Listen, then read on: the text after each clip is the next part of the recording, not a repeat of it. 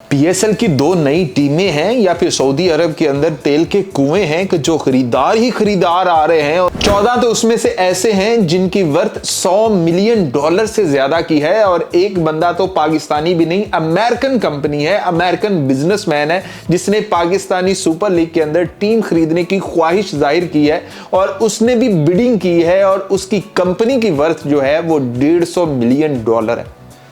ये अमेरिकन है। फिर पाकिस्तानियों के अंदर जहां अंदर की खबर कुछ आ रही है ना कि मोबिलिंक ने कहा है कि भी हमें भी चाहिए, इन्वोरेक्स ने कहा है कि भी हमें भी चाहिए, जबकि इंटरलूप ने कहा है कि जी हमें भी चाहिए। तो ऐसे ही 14 कंपनीज ऐसी हैं जिनकी वर्थ 100 मिलियन से जायद की है।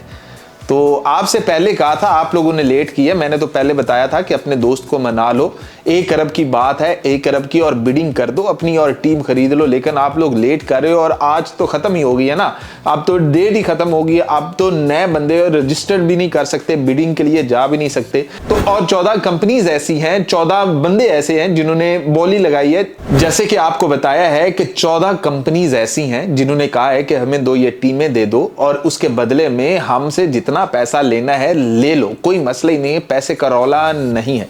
तो भैया पीएसएल के अंदर अब पैसे की कहानी तो खत्म होने जा रही है कि भी पैसे का कोई मसला होगा, क्योंकि ऐसी कंपनीज आ रही हैं, ऐसे बिजनेस टाइकॉन आ रहे हैं। पीएसएल उन सबको घेर के ला रहा है और पीएसएल सबको अट्रैक्ट कर रहा है क्योंकि ये इंप्रूविंग है कि पीएसएल की वर्थ हर साल बढ़ती जा रही है, इनके शेयर्स की मालियत हर साल बढ़ती जा रही है। तो पीएसएल ऊपर जाता जा रहा है, पीएसएल के साथ जो फ्रेंचाइजीज हैं ये भी ऊपर जाती जा रही हैं। ऐसे तो है नहीं कि आरसीबी जीत कर भी 25% 20% अपनी जो मालियत है वो खो दे। यहां पर हर साल ऊपर ही जाना है और पाकिस्तान ऊपर जाता ही जा रहा है। तो यही देखते हुए जितने भी बड़े बड़े बिजनेसमैन हैं पाकिस्तान के, उन्होंने बोलियां लगा दी हैं कि भैया हम हाजिर हैं। अब बिडिंग के बाद 8 तारीख को बोली लगेगी, नाम सामने आएंगे। पहले तो 2 नाम आएंगे कि भैया 2 नाम कौन से हैं, उसके बाद जो 2 कंपनीज हैं वो आएंगी, बोली लगेगी।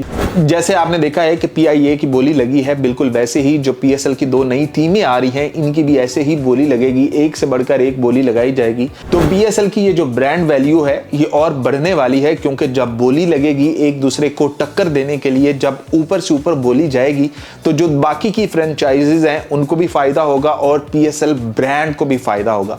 तो ये पीएसएल का बहुत अच्छा इनिशिएटिव था कि जो 8 टीमें की हैं और वो बोली के थ्रू की जाएंगी।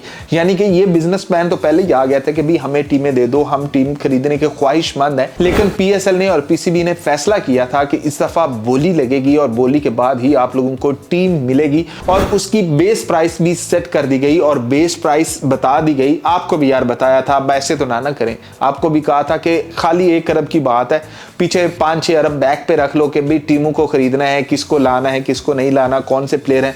बल्कि एक तो आपके अपने दोस्त नहीं होना था जिसने अटैकिंग फास्ट बॉलर बनना था, जिसने आकर पहला ओवर करवाना था।